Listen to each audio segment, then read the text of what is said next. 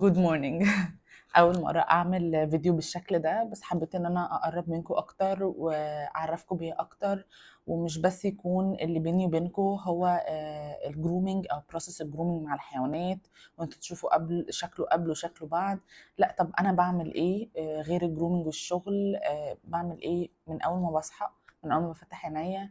فيلا نشوف مع بعض كده الفيديو هيروح بينا فين. لو يوم ما عنديش فيه شغل، اول حاجه بعملها ان انا بجيب الكوفي بتاعتي اعملها. بعملها بلاكتوز فري ميلك او كوكونات ميلك، عشان للاسف انا عندي حساسيه مع اللاكتوز، حاجه رخمه جدا.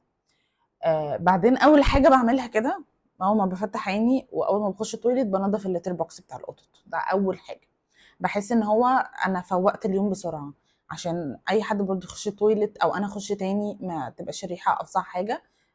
لو في ريحه، اوقات ما بيبقاش في ريحه، فبنضف اللتر بوكس. تاني حاجه بعملها ان انا باكل القطاقيط. فتعالوا الاول نشوف جبت ايه. جبت لهم طبق جديد كان عاجبني قوي. فطبعا انا بجيب اجدد حاجه بتيجي من الشوب، يعني اجدد حاجه بتيجي انا اول واحده باخدها، ما بستناش. ده اللي انا اشتريته من الشوب بتاعنا. كان حد يعني موزع جاي يعرض علينا الاطباق وكده، فانا طبعا زي ما قلت لكم لازم اجرب معاكم كل حاجه. وانا كندا لازم اجرب اي حاجه بتيجي الشوب، اي حاجه يا جماعه بمعنى الكلمه.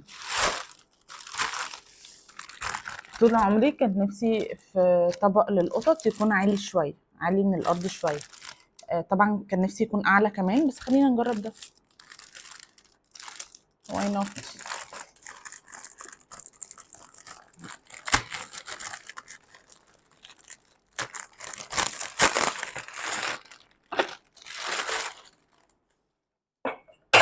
حط دول على جنب.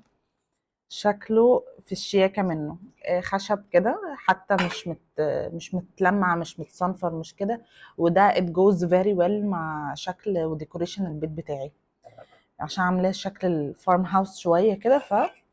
ودي اطباق ستانلس. يا جماعة انا بعشق الاطباق الستانلس للحيوانات، لان هي مش بتعمل البكتيريا والجيرمز اللي بتتعمل في الاطباق البلاستيك دي. وكمان هي مش بس بتعمل جيرمز وبكتيريا، او يعني الاتنين زي بعض. ايه الهبل ده؟ ما علينا. مش بس بيعمل كده، هو كمان بيعمل نقط سودا كده في دقن القطط من الاطباق بلاستيك. فستانلس اتس ا فيري جود بوينت ان هي تكون متباعه مع طبق فيري ويل ديزايند كده، خشب كده، تحسه كده ان هو حاجه كده فور فارم هاوسز لو كمان انتوا بتحبوا شغل الخشب عامه.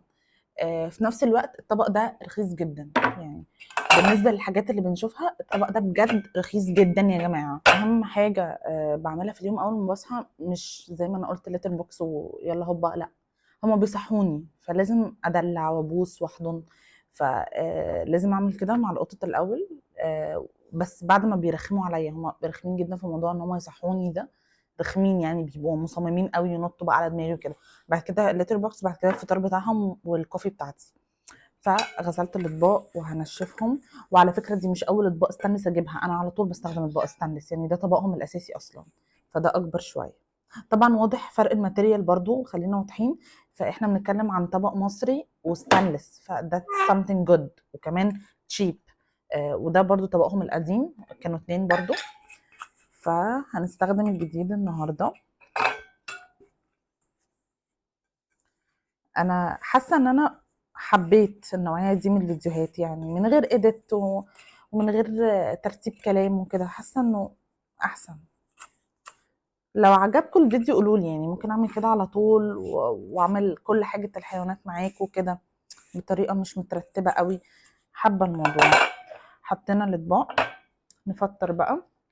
انا جايبه لهم بيست بت، مع العلم يا جماعه ان هم ما كانوش بيحبوا غير فريسكس او فيليكس.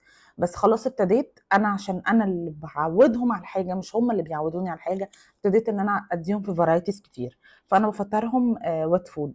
فهفتحه واجيلكم. مش هفتحه من غيركم، جبت معلقه بس وجيت. هنفتحه مع بعض.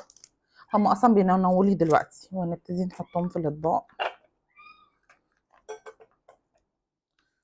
يعني كده حاسه انه مناسب شويه.